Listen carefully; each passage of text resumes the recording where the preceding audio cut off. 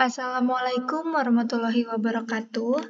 Halo semua, izin memperkenalkan diri. Nama saya Nikadek Agnes Pertiwi dengan NIM 120220040 dari kelas RD. Pada kesempatan kali ini, saya akan menjelaskan mengenai pembangunan wilayah berdasarkan teori keunggulan kompetitif atau teori klaster dalam rangka ujian tengah semester mata kuliah perencanaan wilayah dengan dosen pengampu Pak Asirin STMT. Berikut merupakan outline dari pembahasan kali ini. Yang pertama, latar belakang teori klaster. Yang kedua, pokok pemikiran pendekatan keunggulan kompetitif. Yang ketiga, faktor penentu keunggulan daya saing wilayah. Yang keempat, teori klaster dalam pembangunan wilayah. Yang kelima, peran klaster dalam meningkatkan produktivitas. Yang keenam, manfaat teori klaster. Dan yang terakhir, kebijakan ekonomi dalam pengembangan klaster. Yang pertama merupakan latar belakang teori klaster. Teori klaster diinisiasi oleh Michael Porter yang mengembangkan konsepsi yang berpengaruh tentang keunggulan kompetitif yang bertujuan untuk menjelaskan peran dan dinamika konsentrasi geografis atau klaster industri. Nah, adanya pengembangan konsepsi ini dilatar belakangi atas lambatnya pertumbuhan ekonomi di Amerika Serikat dan adanya tekanan krisis ekonomi. Nah, dari situ timbullah pendekatan tradisional di mana pendekatan tradisional ini meliputi yang pertama, perbaikan lingkungan dan iklim bisnis, bersaing secara agresif untuk investasi baru dan pabrik baru. Yang kedua, pembangunan industri-industri berteknologi tinggi, dan yang terakhir, pembangunan pertumbuhan yang tinggi dengan cara berinvestasi pada infrastruktur dan proyek kawasan industri. Nah, namun pendekatan tradisional ini tidak berfungsi dengan baik untuk pembangunan ekonomi sehingga Michael Porter menginisiasi untuk melakukan pembentukan ulang model pengembangan ekonomi wilayah, sehingga terbitlah pengembangan kebijakan klaster. Lalu ada pokok pemikiran pendekatan keunggulan kompetitif. Yang pertama, pembangunan berfokus pada keunggulan kompetitif. Yang kedua, pembangunan berbasis klaster. Yang ketiga, pembangunan kekuatan dan potensial untuk dikembangkan. Yang keempat, pengembangan strategi pembangunan. Yang kelima, pembangunan dengan prioritas dan urutan. Dan yang terakhir, pembangunan berdasarkan data. Nah, menurut Porter, faktor-faktor yang menentukan keunggulan daya saing wilayah antara lain, yang pertama adalah faktor endowment. Nah, faktor endowment ini apa sih? Faktor endowment ini merupakan sumber daya yang telah dimiliki oleh suatu wilayah seperti lokasi, lahan, kesuburan tanah, iklim, sumber daya, alam, bentang alam, pemandangan alam, lingkungan, penduduk, warisan atau cagar budaya. Yang kedua ialah makroekonomi, di mana ada kebijakan moneter, pembangunan manusia, dan kelembagaan politik yang efektif. Nah, faktor yang terakhir merupakan faktor mikroekonomi, di mana faktor mikroekonomi ini mencakup kualitas lingkungan, pengembangan klaster, dan kecanggihan strategi dan operasional perusahaan.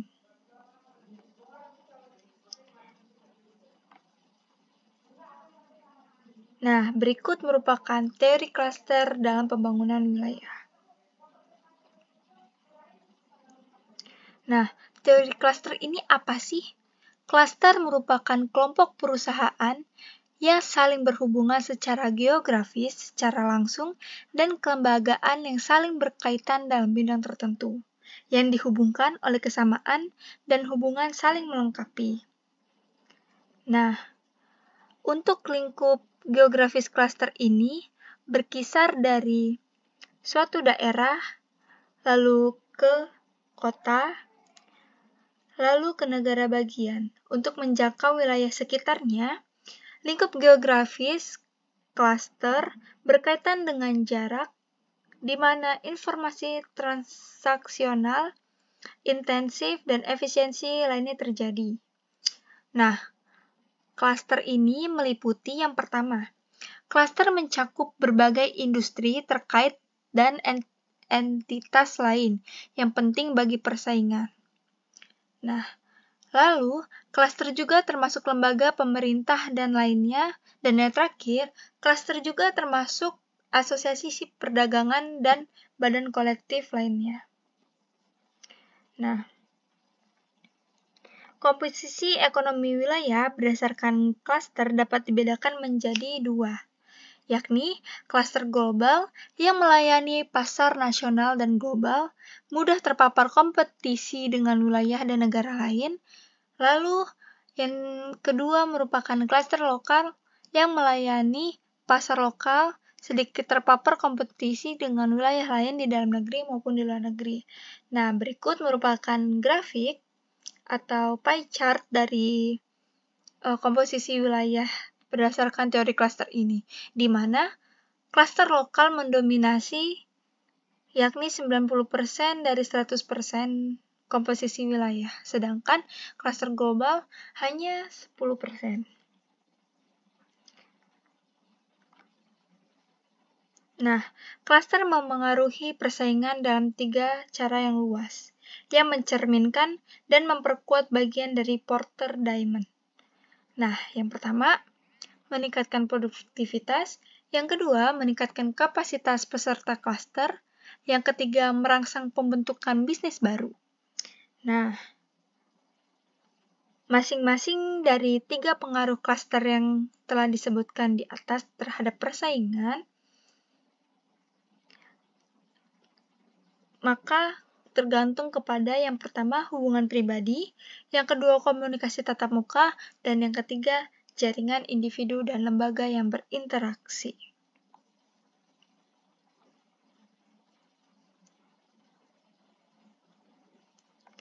Nah, selanjutnya ada peran klaster dalam meningkatkan produktivitas.